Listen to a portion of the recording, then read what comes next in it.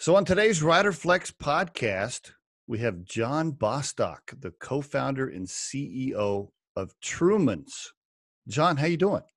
Doing really well. Thanks so much for having me. Super excited to talk today.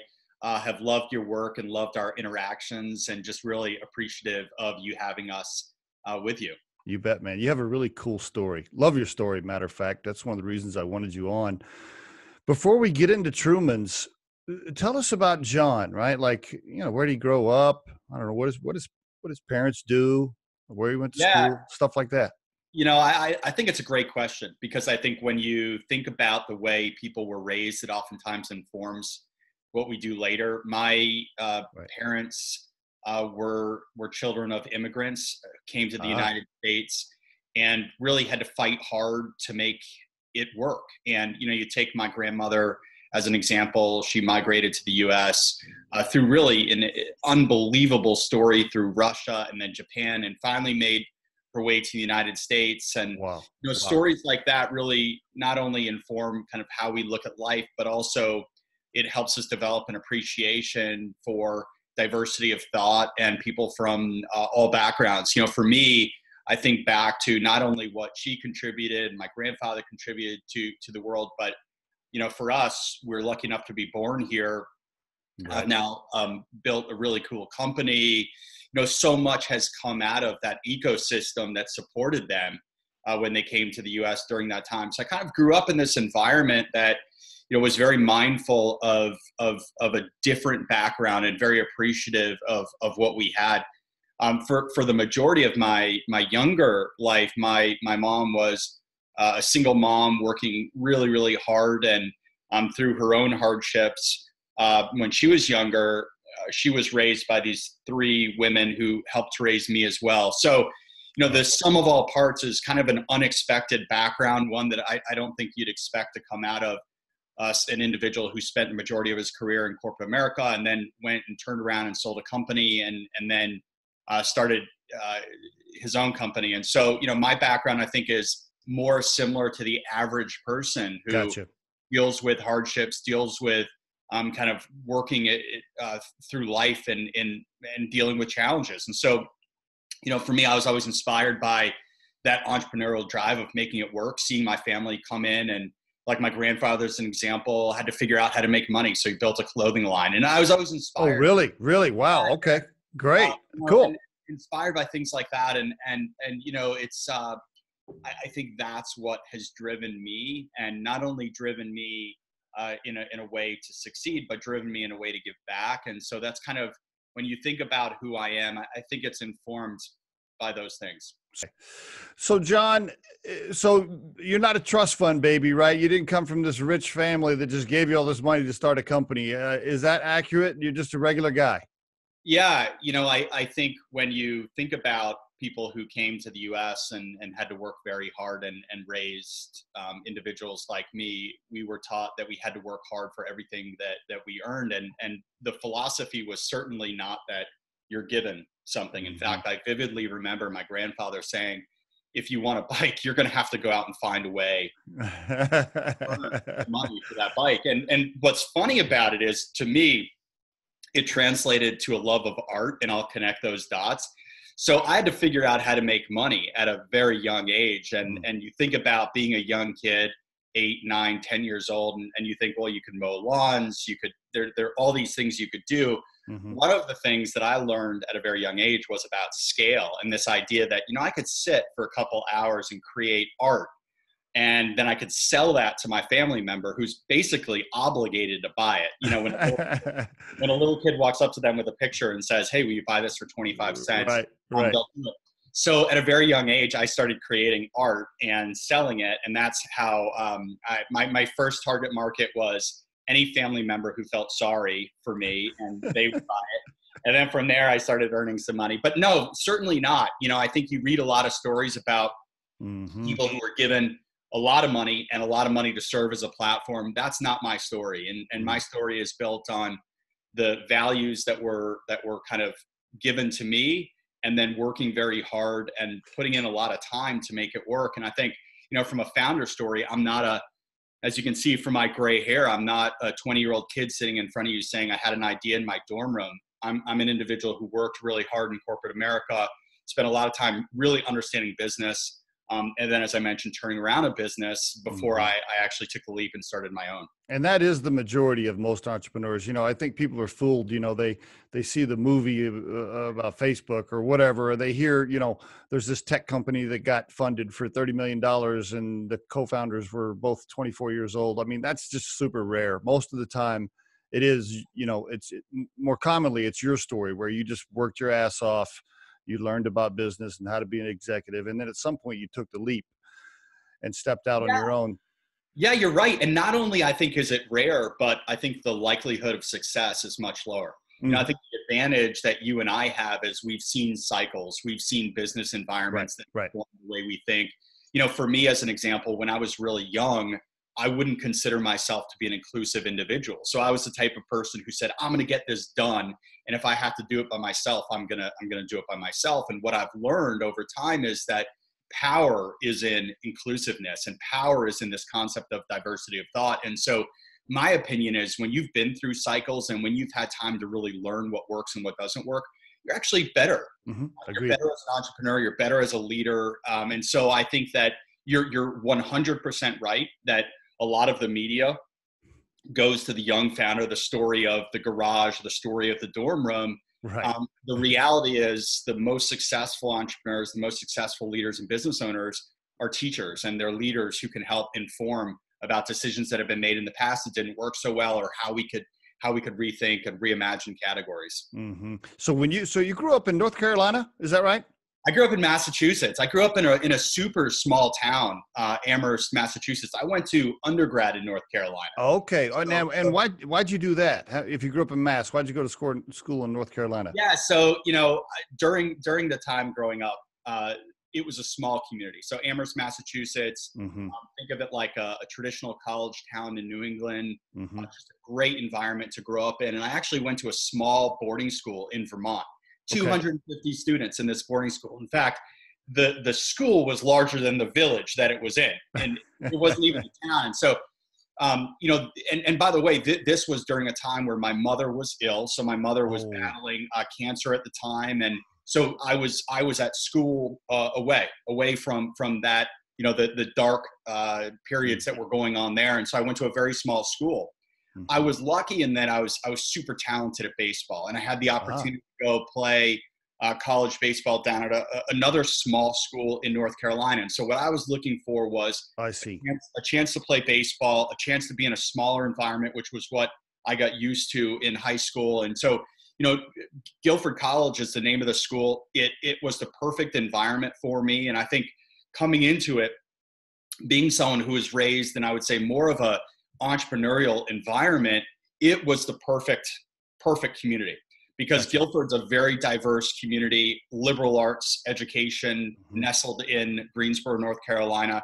So I got to be a college athlete. I got to see different ebb and flows of kind of the nonprofit liberal arts world, and got very involved in the school. Still am involved today. And so, that's how we kind of made our way down there. And ironically, the reason why my grandfather chose Amherst, Massachusetts was because of the concentration of colleges. And so he imagined that from a marketing perspective with his clothing line, that would be the perfect demographic to sell to. And it ultimately proved to be a great point. So the story is kind of, based on kind of wonky market-based data as to why, we ended up in Amherst. Then I went to a school in North Carolina, and then, the rest kind of has evolved from there. And then from there, did you go to work for GE right after that, and you got your master's from LSU later, or what was the timeline there? Yeah, so I failed miserably as an entrepreneur first, and that that's something that I love to pretend didn't happen, but now that at the time it was painful. You say, okay, this is how it works. I have a college degree. I'm going to go out and start a company and just fail miserably. What was it? The idea was a good one. You'll get me into pitching it. I still think that we were probably 10 years too early, but the concept was, there was this new technology called an iPod, which is laughable because now it's a part of our daily lives.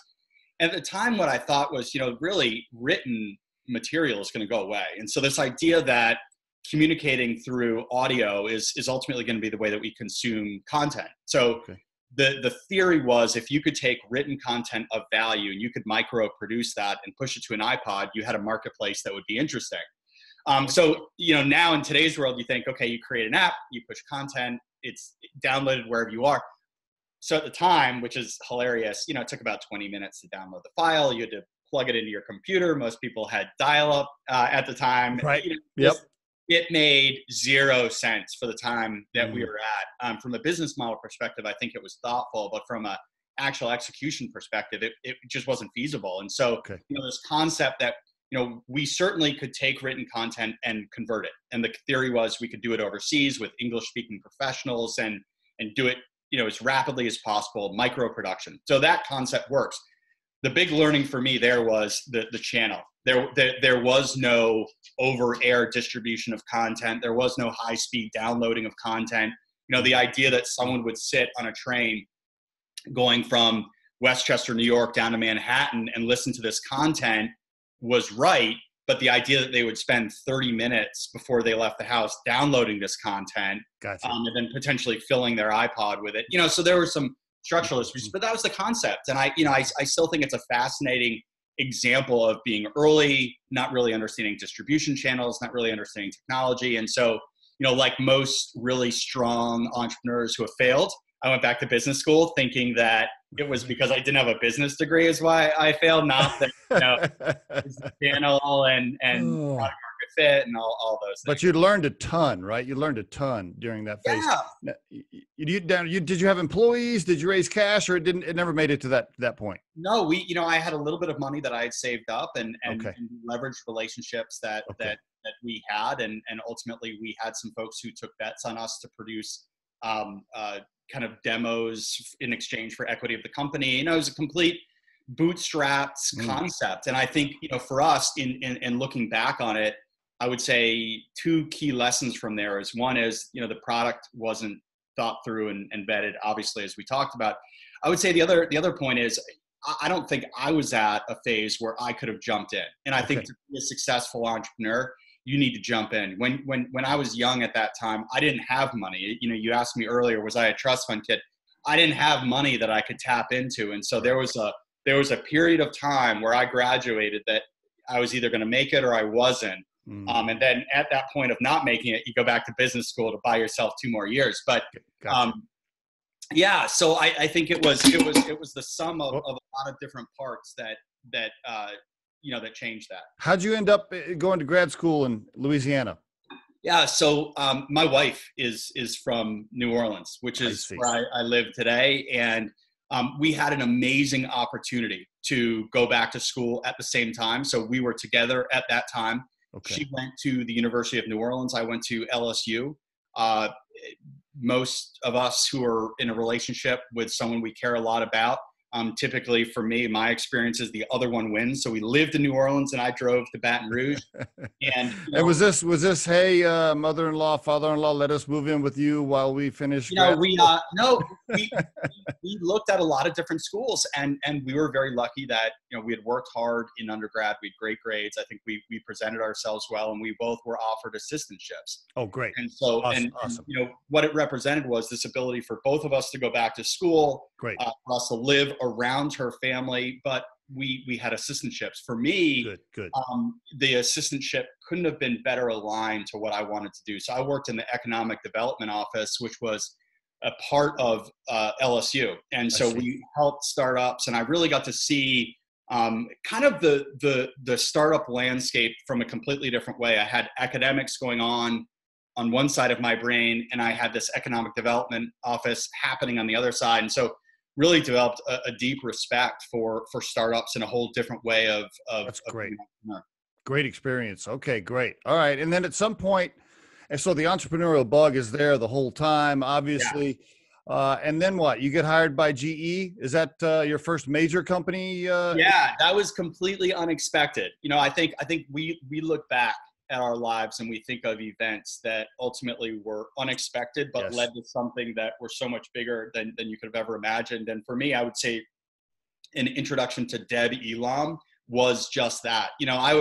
at the time pitching business plans. I was dusting off my old business that had failed miserably. I was trying to come up with new concepts and constantly applying new business concepts to the classes and participating in different business plan competitions. I just happened to meet an officer of GE. And, you think about the way I was raised. I wasn't raised around big companies. Where I grew up is a college town, not really a town of big banking institutions and big corporate America gigs where, it was common where a friend of mine's dad worked for some big company.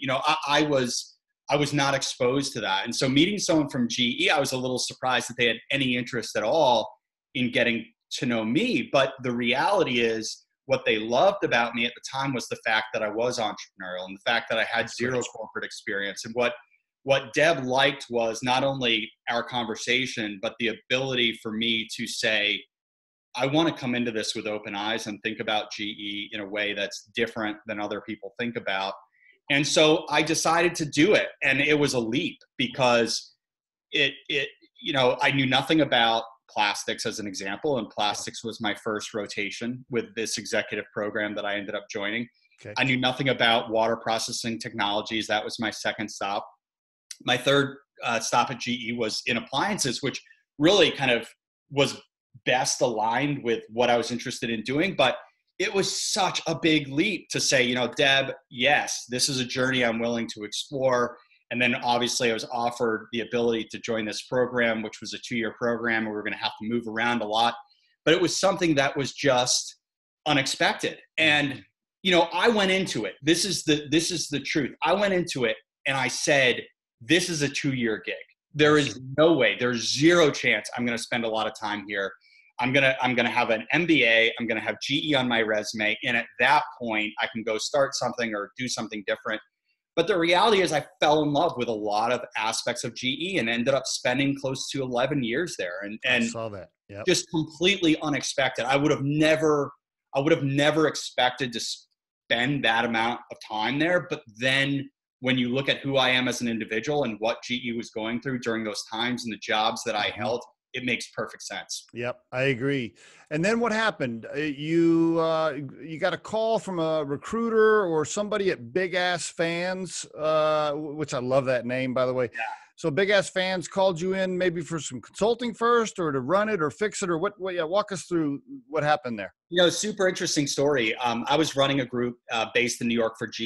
It was a consumer venture group, and so we looked after a lot of disruptive startups, and our role was really to not only understand kind of where the market was going, but to see if there were interesting companies that we could potentially partner with or invest in to do unique things within the GE platform. And Big Ass Fans was introduced to me in that context. And you think about Big Ass Fans, it's a manufacturer and distributor of very large industrial and commercial ceiling fans. So GE, as an example, is one of the biggest customers of Big Ass Fans. It obviously helps with heating and cooling in a lot of very large spaces. And so you think about a large GE aviation warehouse, Big Ass Fans is the perfect product to be spinning overhead and help mix that air throughout the facility.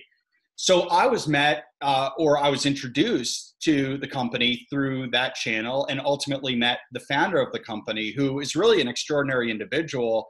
And I would say an individual who really understands disruption from a branding perspective, a product perspective, and a go-to-market perspective. And what blew me away was not only the brand, but the fact that from a business-to-business perspective and a business-to-consumer perspective, this is a direct company globally. Mm-hmm. So I was absolutely enamored, having spent 11 years going through big brand, going through distribution, dealing with being so far removed from the customer.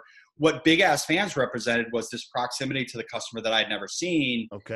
To kind of put a finer point on it, you had an entrepreneur who was evaluating what next for him, what next for his family, what next for the company. And the idea that I could be a part of that and help him as an individual explore what's next, help the organization explore what's next, was something that I couldn't pass up. And so we spent a lot of time talking, thinking about what could be. And ultimately he came to me at one point and said, I think the right answer is selling the company. And so what we did was we put a plan in place to restructure the company. And so I joined kind of with this concept of I was going to help him. You were going to help him get it sold. Okay. That was the plan. Well, and look, I mean, the reality is, I would say he was arguably just as innovative and disruptive in that process that we put together as he was in the business. We Right. had an extraordinary exit, great valuation for the company on the way out, and I think what we did to get the company ready for sale was phenomenal. And so,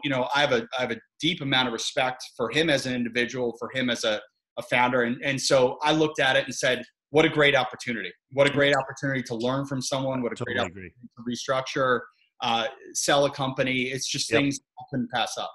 Yeah, that's huge. So now that had to be a little bit scary, right? You're like, okay, you want me to leave this cushy GE job and you want me to come help you sell the company, which means I'm going to be unemployed. You want me to take myself to another point of being unemployed. That's a little scary, right? Well, yeah, yes and no, right? I mean, I think when people inspire you, they inspire you, right? You go Okay. back to the conversation with Deb Elam. Deb Elam inspired me to not be an entrepreneur and to go join GE. I think Kerry Smith inspired me to leave GE and help him on this journey. And I Hmm. think that there are times in life where we have to take a step back and say, is this opportunity extraordinary enough to change our trajectory? Good. And look, worst case scenario, what, we didn't sell the company? Best case scenario, we did sell the company. Either way you slice it, it was going to be an amazing experience. And I think what we all learn, and as I mentioned, we look back at these events in life and we say, wow, if it weren't for this, it wouldn't have led to that, or these defining moments. It's also up to us to create those defining moments. And it's also up to us to see those moments in front of us Agreed. and take the leap to go do it. And Yes. it's oftentimes too easy for us to talk ourselves out of it, to develop lists of all the reasons why it can't work. I don't think we spend enough time saying, here's all the reasons why it can be extraordinary and change the way I look at life. And from there, you take the leap and you go and do it. I love it. I love it. You're super optimistic. You're super positive. You can always just tell you're a glass half full guy, right? And I love that you've mentioned mentors several times to get you to this point, right? You really are giving credit to the people that inspired you along the way. I love that. So when you were there at Big Ass Fans, and you're this is great experience. You meet your co-founder of Truman's, Alex Reed, right? He was an employee there. Yeah, that's right. So I met Alex there. And by the way, one comment about the optimism and the glass half full or half Yeah. empty, Yeah. I can tell you this journey has had super high highs and super low lows. And I think one thing that is so important to recognize and embrace is that there are high highs and there are low lows. And during those steps and those extraordinary events that I described, there were tough times as well. I think the difference is you lean into them and you admit that they happen and you admit that they're normal and you admit that it's a part of daily life, and you feel anxiety just like everyone else. You feel low like everyone else. You mentioned Alex, meeting him at Big Ass. He was in a tough place when I first went to Big Ass Fans. So, I think back to our journey, and I think back to the ability of being honest and open and very transparent with people. I would say Alex is my co-founder today because of one conversation. And that conversation was rooted in his honesty. So he was unhappy at Big Ass Fans. Okay. Okay. So he came to me very early on. And I think many employees at Big Ass Fans were trying to assess, why is this individual here? Right? Mhm. What is about to happen? Why is this guy here? And Alex came to me and said he wasn't sure if he wanted to be a part of whatever was to come. Okay. And what I pitched him on is, look, we need you because you're great at what you do. And So he was a marketing guy, right? he was the marketing guy. And Alex is a young guy. So Alex had been with the company since he was 19 years old. And at this time, he was probably 29 years old. So, Okay. he had a 10-year run with the company. The company had experienced extraordinary growth. But Alex sat down with me and was very open and honest, saying, I think I've reached the end of it. Because for him, if you go into his mindset, he's 19 years old. All he's ever known is Big Ass Fans. He's only known growth. He's only known success within that platform. And I think he was ready to do something else. And, he saw someone like me who had corporate experience, who kind of came in at a very senior role. with the autonomy and ability to kind of restructure things, and just didn't know where he fit in. And so the conversation started with, I think I want out, and ended with him partnering with me to not only continue to run marketing, which he had done an exceptional job in partnership with Carrie, but helping me sell the company. Okay. And so, I think about tying what you said about being optimistic, but then being very transparent, open, and honest. Alex and I, going through that process, got to know each other really well, got to experience high highs together, low lows together. And I think that that's also characteristics of a great working relationship. What I observed is Alex is a super smart individual who really understands contemporary go-to-market strategies and really disruptive concepts. That's one side of it. But then on the life side, he's just a really good individual. And he's someone who's open and honest. And so, our partnership as it relates to Truman's was rooted in this idea of honesty and transparency and being very upfront with each other from that initial conversation. And from there, the rest as it relates to Truman's is just a wonderful story. So at some point, let's walk into the timeline where you and him are like, okay, hey, Big Ass Fans, we're about to get this sold. This is almost done. Are you starting to have those, what are we going to do next conversations over happy hour? Or when did that happen? It's super funny because, there are a lot of questions, right? There are questions. Do you want to stay? Do you want to leave? Do you want to be a part of the next wave of this company? Do you not? And I think for me, I try to think back. There was a lot of unknowns. On one hand, just from a pure life perspective, we had been in Kentucky. Even when I was working in New York, I was commuting to New York.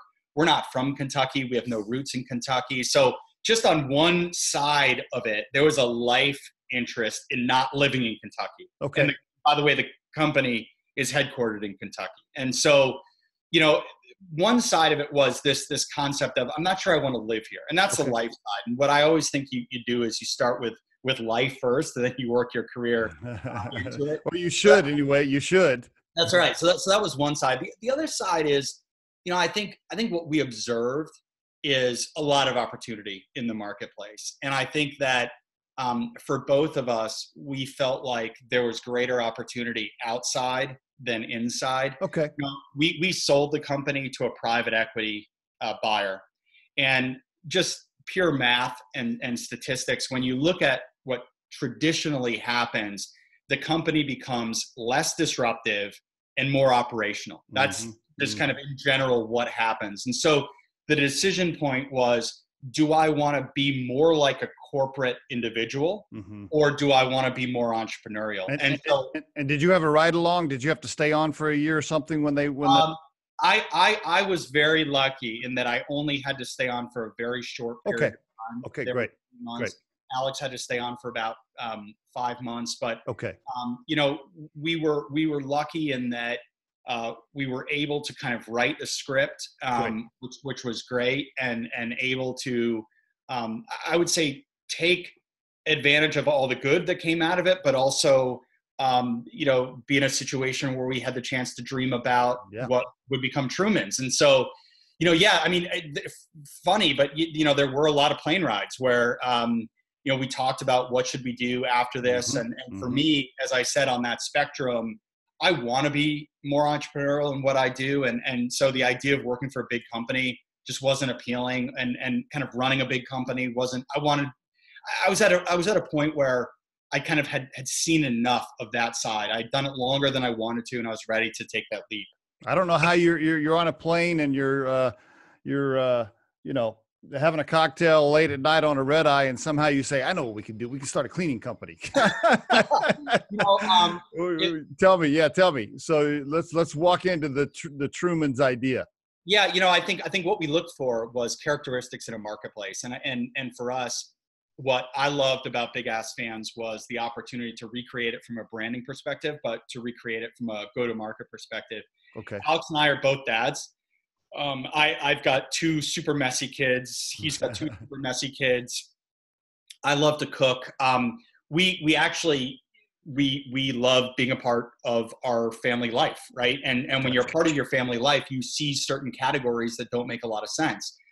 Because of the lifestyle that I think he and I have, we rely heavily on e-commerce. Okay. And one of the things that I observed was my wife, and this is very early on, but my wife ordering these like huge packages that paper towels would come in and big cleaning supplies. Half the time they would break en route and there'd be water everywhere. And so, on one hand, we said, there's an opportunity to rethink cleaning just purely from an e-commerce and distribution perspective. But I think what's more compelling is when you think about the branding structure within the cleaning category, it's all a house of brands, and they're all brands that are extraordinarily decentralized. So you think about Tide as an example, and I have a lot of respect for Tide and what Procter & Gamble has done to build that up, but that only works within laundry. Gotcha. There is no other place where Tide would make sense to show up. And so what we said is there's an opportunity here to have a direct relationship and conversation with consumers in a category that has been treated in somewhat of an unemotional way.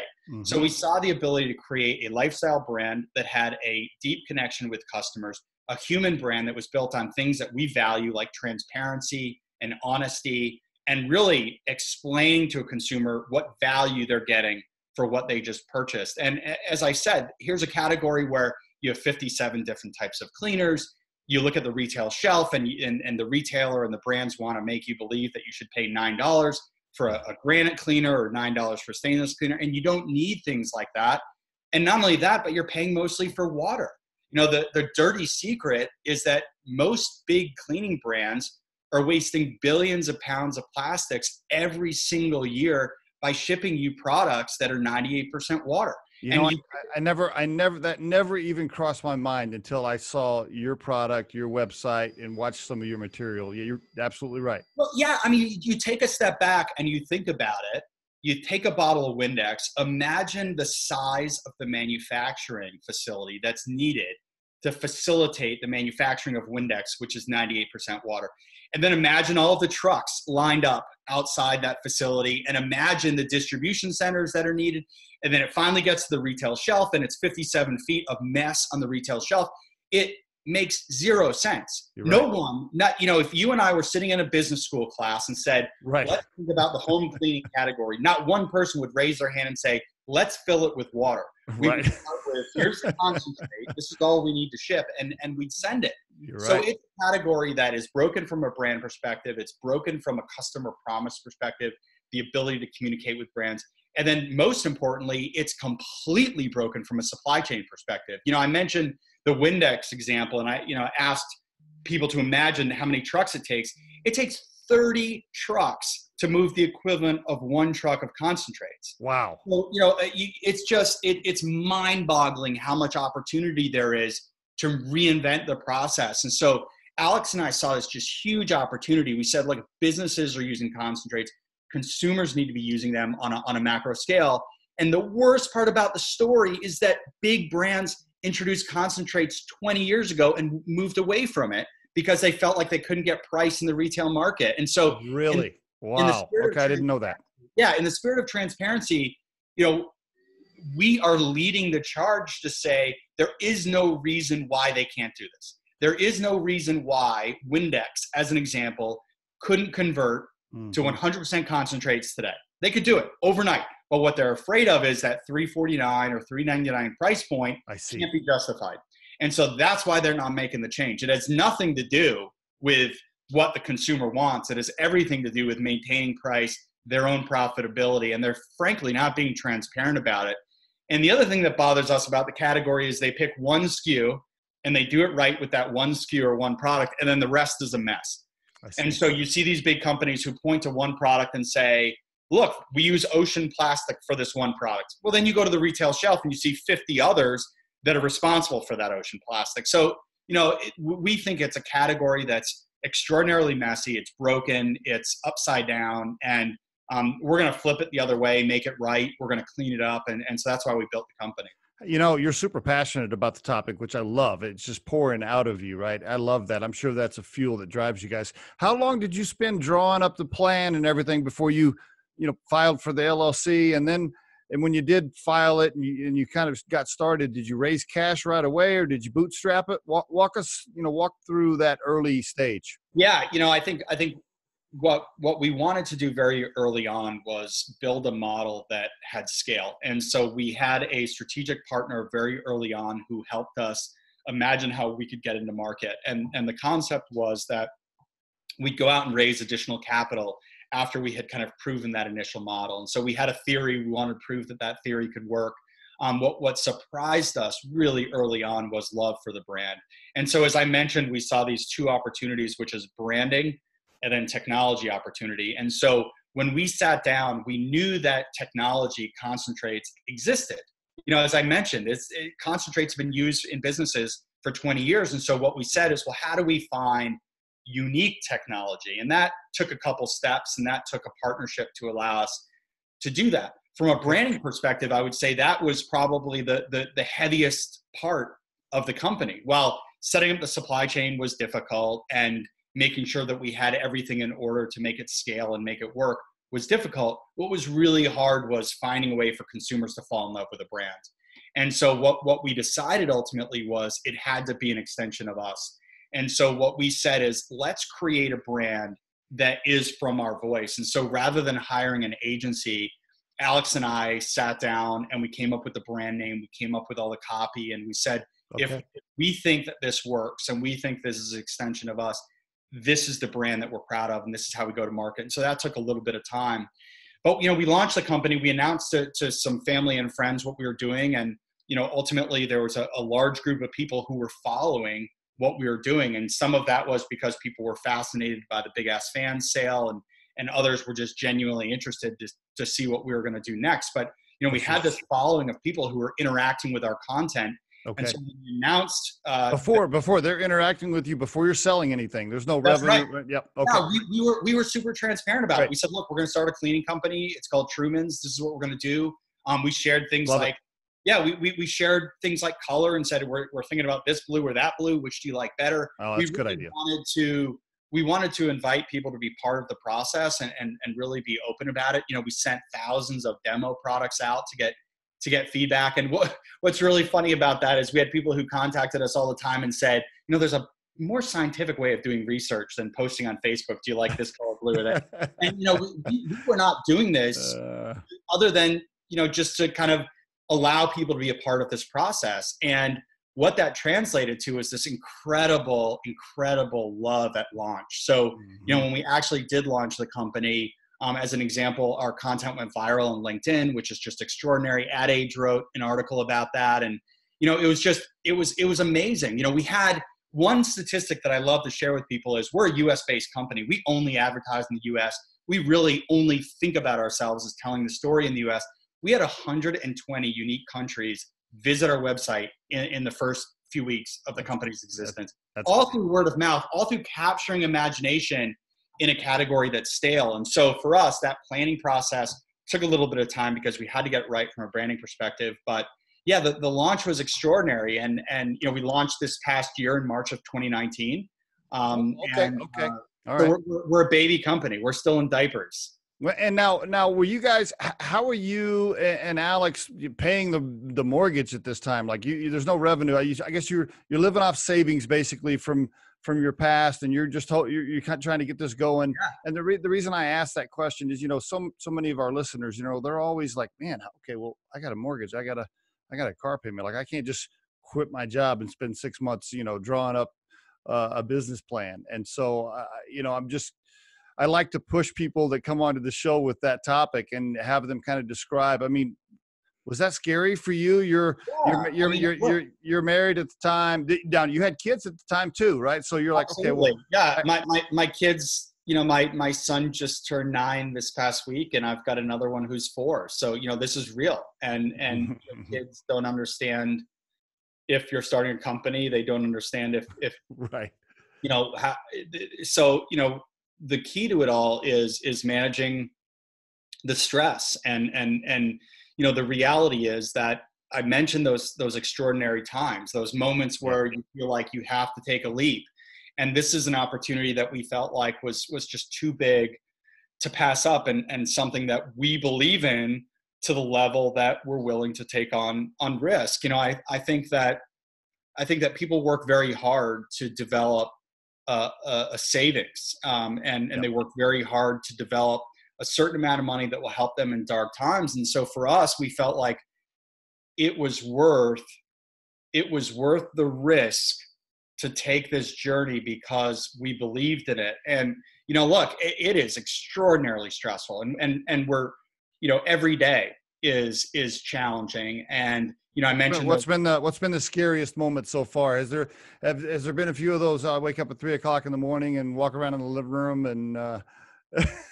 No, look, I think every moment is scary. It's less about me though, right? I mean, I think what keeps me up at night is, we made our product childproof because we never want to be in a situation where a child gets negatively impacted by our product. And so we've been maniacal about child safety. That's an example of one thing that, you worry about. We've been lucky that we're non-toxic and biodegradable. So, on the spectrum of causing harm, we're like way in the green zone. But, you constantly are worrying about, if someone had an allergic reaction to the product. For me, a lot of it is like customer satisfaction. Like when I see a negative review, like it just kills me. I mean, there are these like authentic moments. Like, I'll tell you, we had a customer, it was a Sunday morning, and I every once in a while will log into chat and chat with customers. They don't know it's me. I'll admit that I don't use my name. Right. But I'll show up like a customer service agent, and this individual chatted with us, and they didn't realize that the subscription, so we sell via subscription and via a la carte. They didn't realize the subscription was hitting on that weekend, and they were having financial struggle. I see. And I ended up talking to this individual, and I ended up Venmoing them the refund in real time. Wow. And then we ended up kind of pinging each other, and I actually told him, I said, look, I'm one of the founders of the company. I'm happy to solve this for you. And since then, I've sent this individual a free product. I've sent them demo product. I've learned a lot about why this individual was in the situation that they're in because of an illness. On one day, interacting with them, they were talking about just some challenges they were dealing with based on that illness, and I took the time to send them a gift card from Starbucks. And I said, when I'm having those dark days, oftentimes I need to go get a cup of coffee and just, get my mind out of it. And so I think those are the things that stress me out is it's less about me. Like I'll figure it out. Right. Like, I was at GE for a while. I think I've got the confidence to know that if for some reason Truman didn't work, I can figure something out, right, to take care of my family. But I think what stresses me the most is that we're taking care of customers in the way that we wanted the company to be.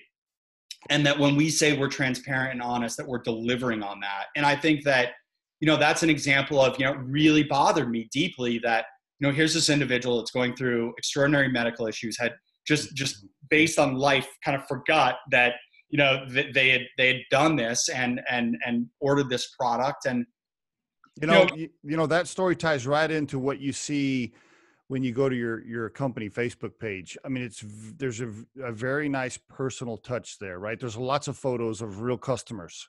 That's right. And there's lots of engagement with your customers, personal engagement, better than any brand I've seen in a while. I mean, as soon as I went, obviously I did my homework before the call, and I thought to myself, man, there is a really nice, thorough personal touch here, like with their clients and with their customers.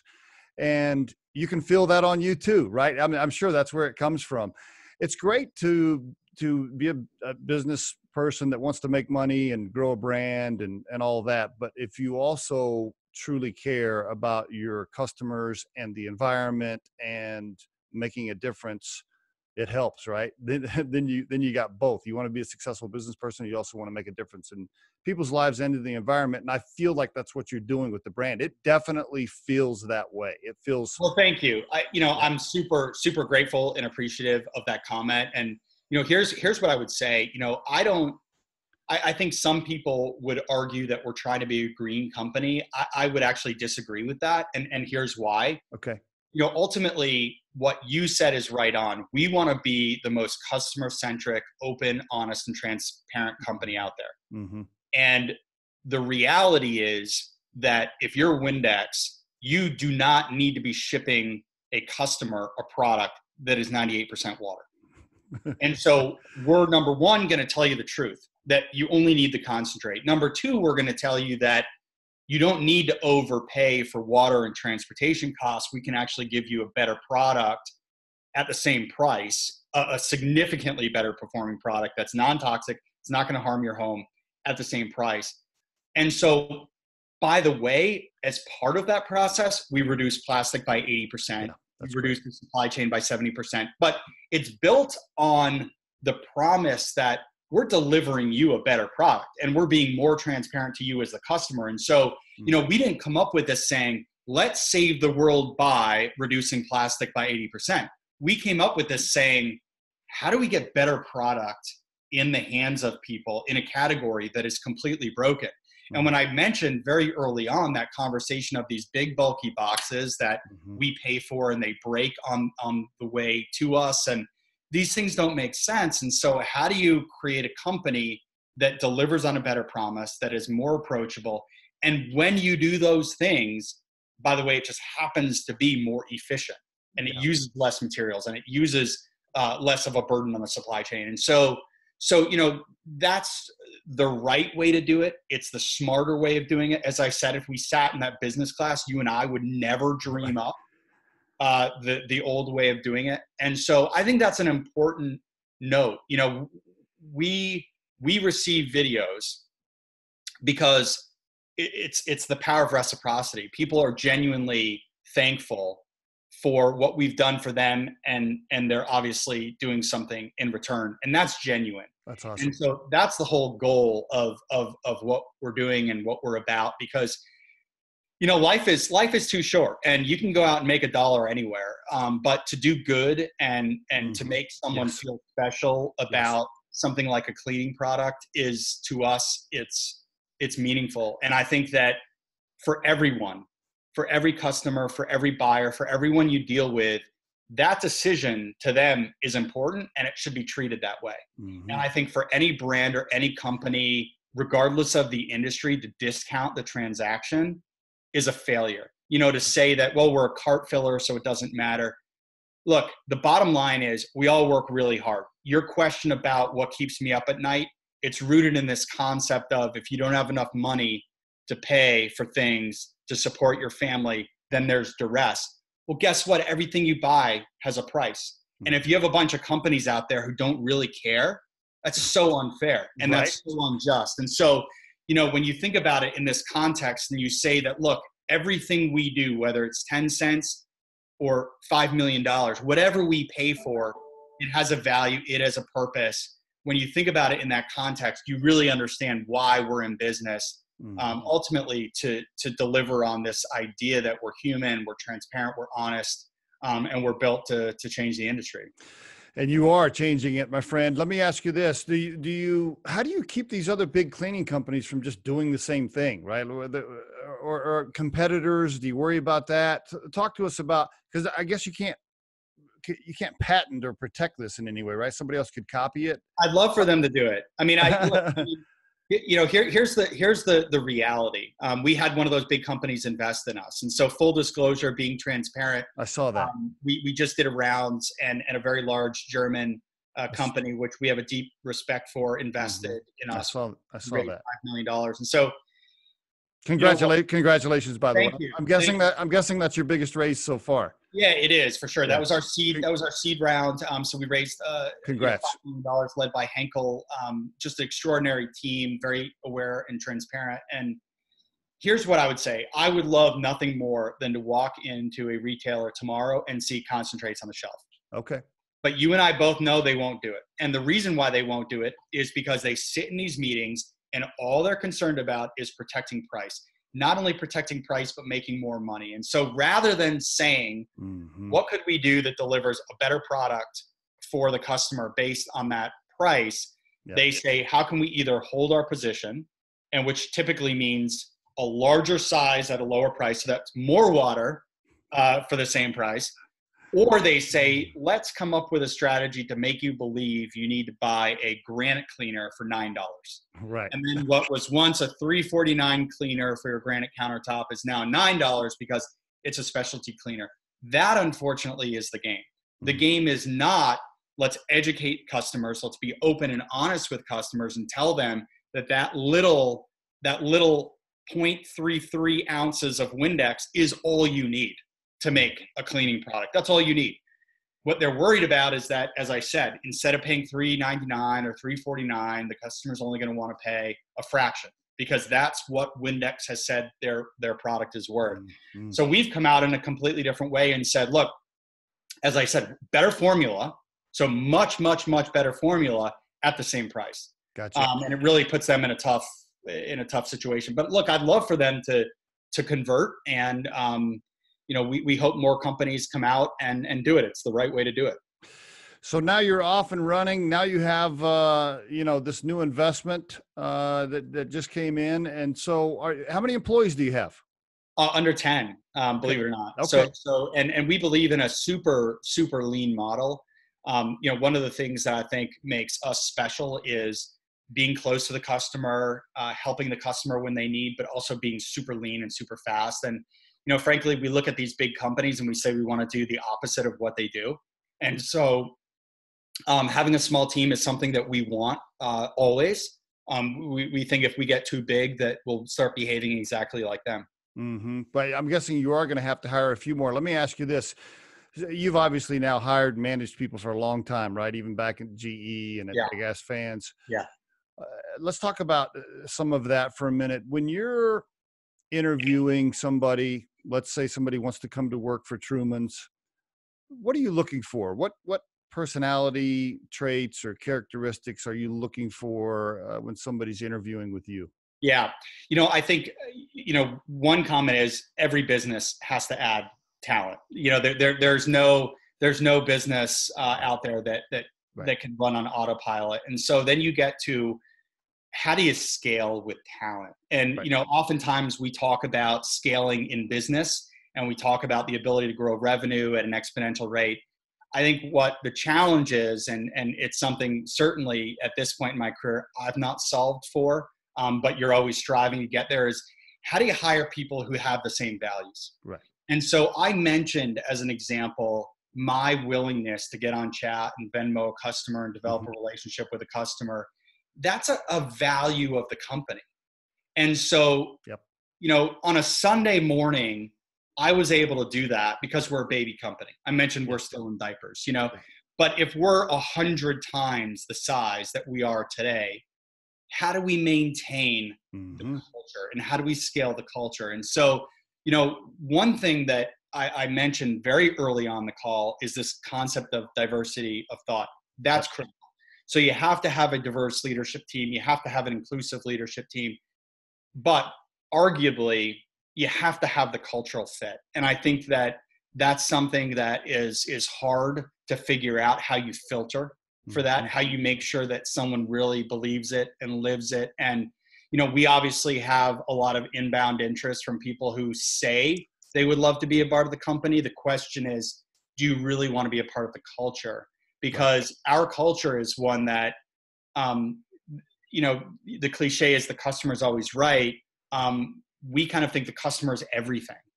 And so when you think the customer is everything, it informs everything you do. And so, I think it's funny because you mentioned what keeps me up at night. One of the things that keeps me up at night is like, how do you scale with culture? And I think that is, you hear the horror stories all the time about, oh, well, it once was like this. The company once was like that. Or when we founded the company, we thought it would be like this.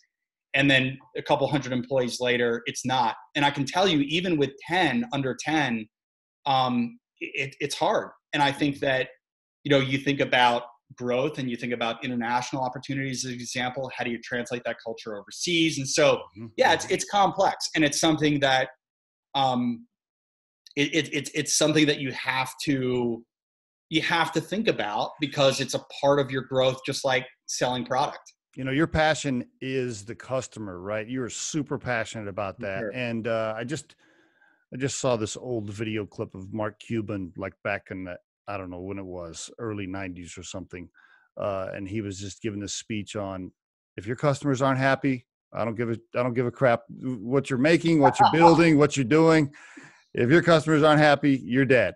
And Yeah. so, and you can just tell you're super passionate about that, and making sure that they're part of it, right? And that you're getting their feedback. And I think that's really critical. Yeah. Let me ask you this. You know, what I love about your personal story, first of all, Truman's is an awesome story, Thank but you. right, the product, the brand is so cool. I never even thought of trucks driving around with 99% water in these containers, like the stuff that you point out on the website. I just never even thought about it. Yeah. And just the other day, matter of fact, our housekeeper was just here this morning, and you know, she's reaching under the sink and grabbing those containers. I've got to send you some. I have to Yes. clean up your under the sink. I love the story, really. And I think it's just going to grow a lot bigger, super fast, probably. But your personal story, I really love too, and I want to point this out for the listeners. You know, if you look at your profile, right? If you look Jon up on LinkedIn, you're going to see good education.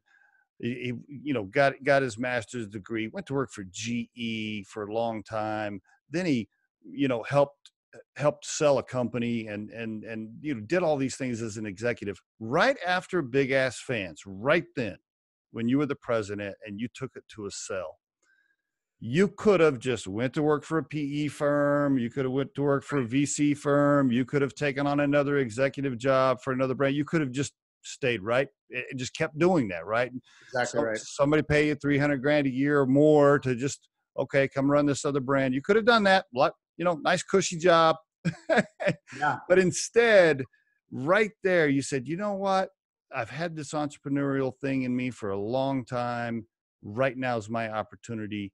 I'm going to take this risk. And I can't imagine what it was like for you to tell your wife, like, hey, listen, I don't know how much money I'm going to make next year, because we're going to start this other business. And she's probably thinking, well, hold on. You could just go be an executive and make a lot of money somewhere.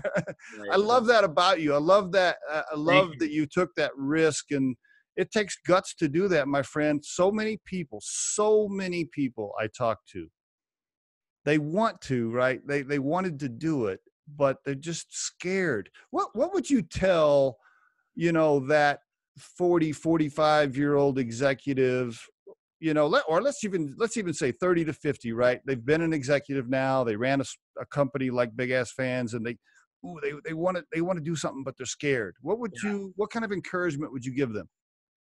You know, it is one of the most fascinating questions I think you can ask, and it's really there's so many facets to it. Yep. The crazy thing is that we all have Facebook and we all have social media, and oftentimes we see these snippets, and these snippets are of a kid that we remember as being 6 months old, and then the next thing you realize they're 5 years old, and then the next thing you see they're 20 years old. Yep. And you know, we oftentimes use kids as a way of saying, wow, life is moving. And you know, it happens to me all the time. I'll bump into a friend from GE many years ago, and I'll see pictures of his kids, and in my mind they're these little beings, and now they're going to college. Right. And I think what we oftentimes forget in the corporate world is that same speed is happening in front of us. That is a great point. I love that. And we look at, we think we kind of look the same and we act the same, and but the reality is that so many people in corporate America are stuck in time. Mm-hmm. And they're stuck in this cycle where they think, well, it's that next job that is going to be the defining job. And I'll tell you, I've met more executives, and I'm talking CEOs, CMOs, top executives of companies, that when they finally get there, they think something has changed that wasn't as good as the way the role was set up before. So they think, you know, for example, you know, the CEO before me they had autonomy, and they didn't have to deal with the board, and they didn't have to, and there are all these and then now that I'm CEO, look at how the market has changed. Look at the board is now coming in once a quarter, and I have all these things that I've got to deal with. And so my role as CEO is clearly not as good as, right? And the problem is that we all get stuck in this moment where we're searching for something. Yes. Trying to get to next, trying to get to that next thing. And if I can just get to next, it's going to be okay. That's right. What I tell a lot of young people who are struggling with the very question that you've asked me, and they say, my God, I work at this big company and it's great for my career. And what I tell them is, look, here's the sad reality. The sad reality is you're probably going to average a 10% income increase over the next decade. Maybe maybe. Right. Probably less than that. And so, do the math and figure out if it's worth it from a financial perspective. Do the math and figure out if it's worth it from a life perspective. But, the reality is when you adjust the risk equation, it's actually not as scary as you would think. Because if you truly don't want to be in the role, it's not worth being in these jobs where you're stuck in these companies and you're seeing these kids grow up, but in your mind, time isn't moving. Time is moving. Time is moving. And if you don't take advantage of it and you don't find a way to be happy every day, and by the way, what I will tell you too is that it's all connected. When you're happy in what you do, you end up working out more. You end up being a better spouse. You end up being a better parent. And so the trap that you're in, if it is a trap, there is no endpoint. There is no when I get that CEO job, because when you get there, you're going to say it's not as good as what I thought it was going to be. Right. So you have to go out and find it for yourself. And the other thing that I think not enough of us do is there's this inner voice that tells us do this, right? There's this inner voice that says, I want to be an actor or I want to be an entrepreneur. Right. We push that voice away and we justify so many reasons why we can't do it. But look, we're only here that I'm aware of for this one shot. Right? That's right. That's right. And by the way, there's no rewind button. You can't go back. You can't press rewind. I'm using rewind. That's an old term for cassette players and VHS. But the point is, you cannot press rewind. This is not a movie. You can't start it over. That's exactly right. And I think you need to take time to figure out exactly what you want to do. I mean, there are people who do the craziest things in life and it makes them the happiest. And there are things who do the most boring things in life and it makes them miserable, but they feel like they have to do it because of making money. There are so many ways to make a family okay. And, it's up to us to define what success looks like. And I'm sure, with what you do, you see this all the time. All the time. The person who makes $500,000 a year is just as stressed as the person who makes $50,000 a year. Yes. We're dealing with the exact same issues. And so, ultimately we just need to find what we're passionate about, what we want to do, what really inspires us to wake up in the morning and be proud of what we do. But you have to get out of that rut. You have to get out of this idea that something magic will happen that will change the trajectory. I love it. I mean, such good advice. That is such. People are clicking on Facebook during the day because they're bored and they're seeing these kids age in front of them. Yet they don't see that their entire career is just stuck in front of them. It's such good advice, Jon. You're such good advice. I love how you tied it into the speed of life as a child versus the speed of life as an adult. You're right. It's all going the same speed. I remember telling my high school boys who both played sports, they were like you, they were jocks. And I remember telling them back then, like, hey, you can't come back here. Like, this is your senior year in wrestling. This is your senior year in football. Like, this is it. Like, there's no, that's right. You're not coming back to this period. And what was so funny is I used to just really pound on them about how important it was and how fast that was going to go by. But you're right. It applies to our adult life too. It's still going the same speed and people are just letting it go by. Letting it go by. I mean, it's you start doing the math, and the scary things in life are like when you think about how many summers you have with your kids, or how many weekends you have with your kids. And if you don't if you don't put that in context, you're not going to be a great parent because you're not exposing them to things. But we don't do that on the career side. None of us say, oh, well, I've only got, 6, 7, 8 jobs. I mean, if you actually did the math on the average duration in a job and you did the math on career, you may only have 10 jobs. That's right. Yet, we think that it's, because we look in the mirror and we don't see ourselves aging and we think that, it's, so I would say just take, it's, look,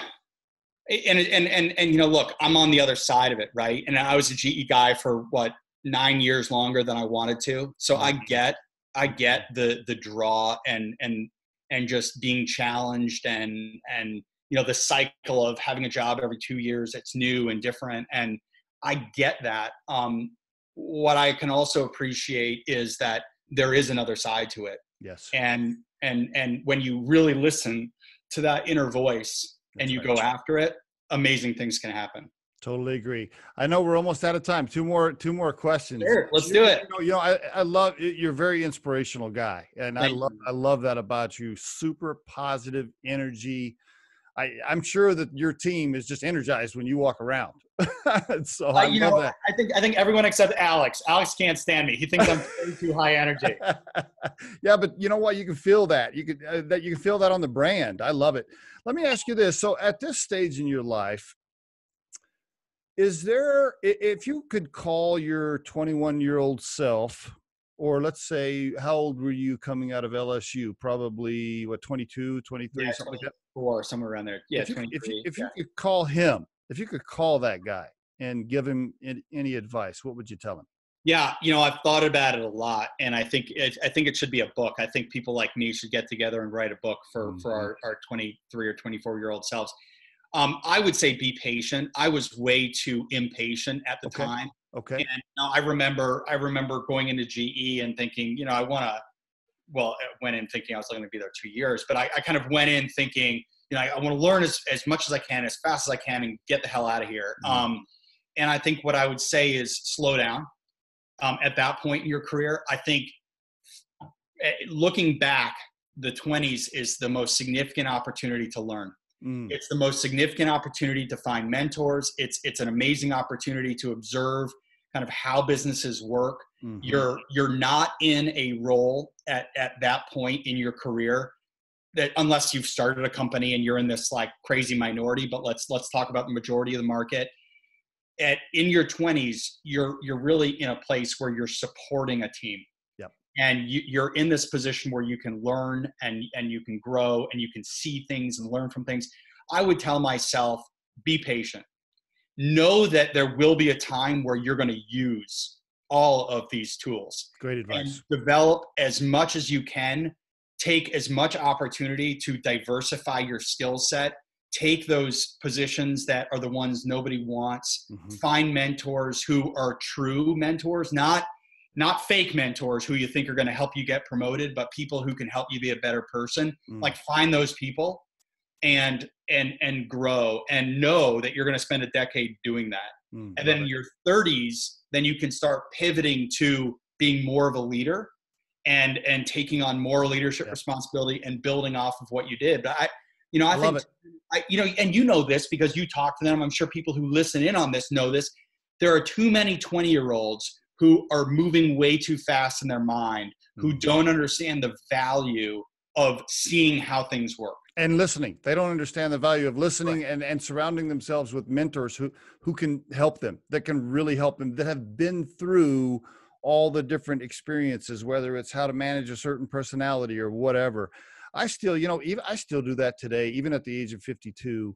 If I'm at a social event or whatever, and I'm around a 72-year-old, 75-year-old, even today, I just listen. I just ask some questions, and I want to listen, because whatever it is I think I'm going through, they've already been through it.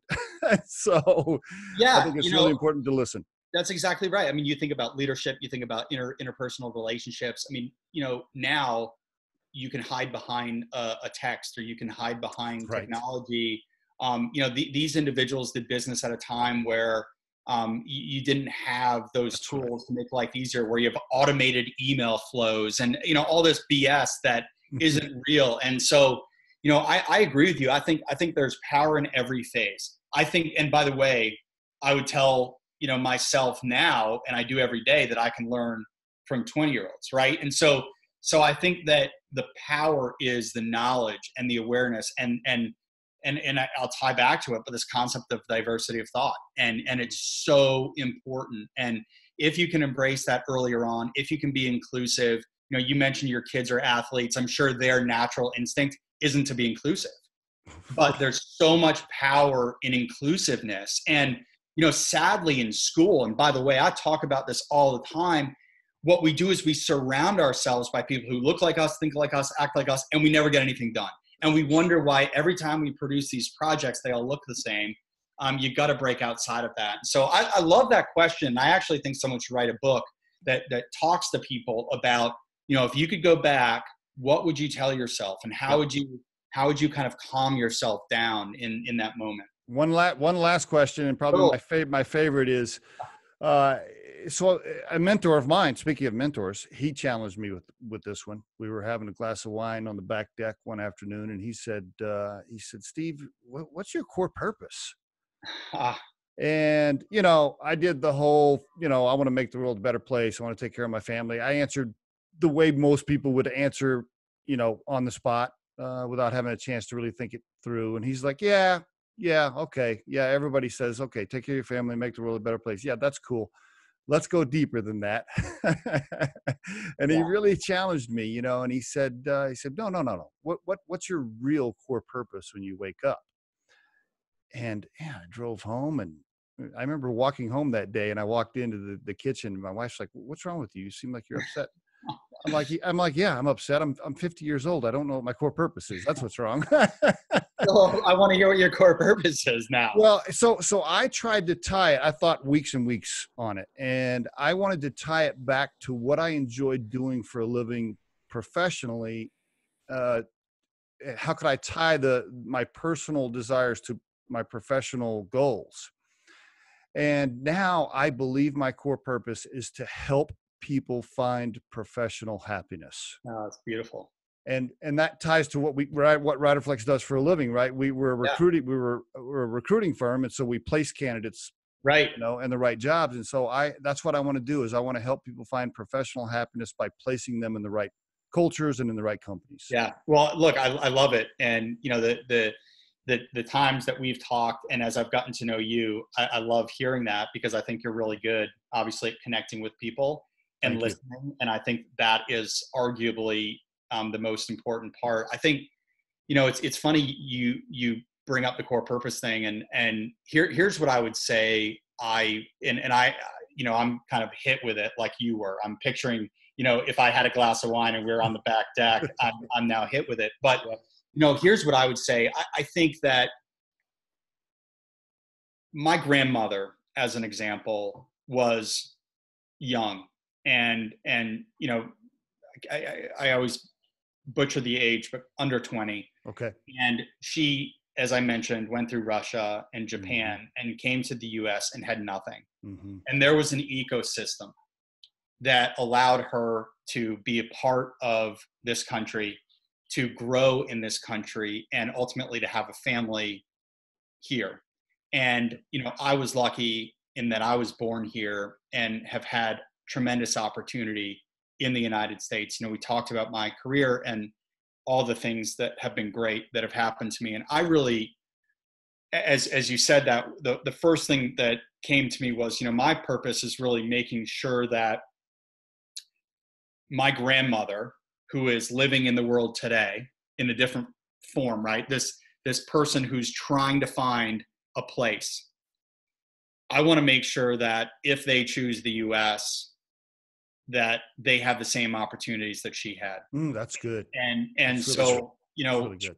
It is much broader than what I do at Truman's, but the reality is, when I was sitting at her funeral a few years ago, and it was an interfaith ceremony with hundreds of people there, I looked across the room and thought, at her point, later in life, she impacted these people in a positive way. But you can't even count the number of people who were impacted by those people as part of her family. And it was only because we had the system set up to allow for people that were in her situation to find their way to the US and then start a family. And so, you know, my wife and I have done work to support people who have come to the US and to give them an ecosystem. But I really think that that's awesome. critical, and that's so important because, you know, look, you know, we talked about it. I'm just a normal dude who just happened to have a great career and take some leaps, and, you know, who tends to look at the world in a positive way, but wants to do good while doing it. If that ecosystem didn't exist, who knows what my situation would be.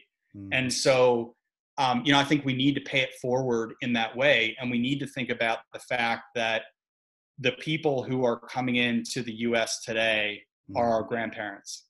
I love it. I love it. You want to contribute. You want to contribute to that same ecosystem. I love it. That's right. You know, and so, you know, and I think that's probably the most authentic way I can answer that question. I love it. Your grandmother obviously had a major effect on you.